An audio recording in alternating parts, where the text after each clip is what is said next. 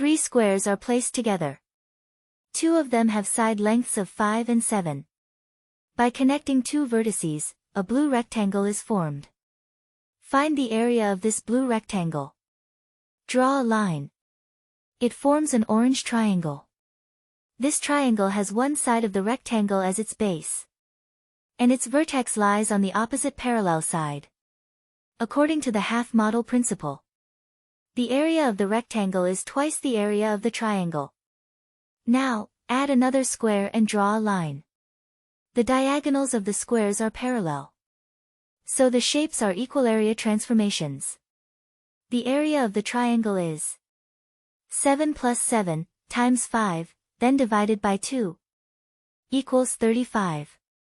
Therefore, the area of the rectangle is 35 times 2, equals 70.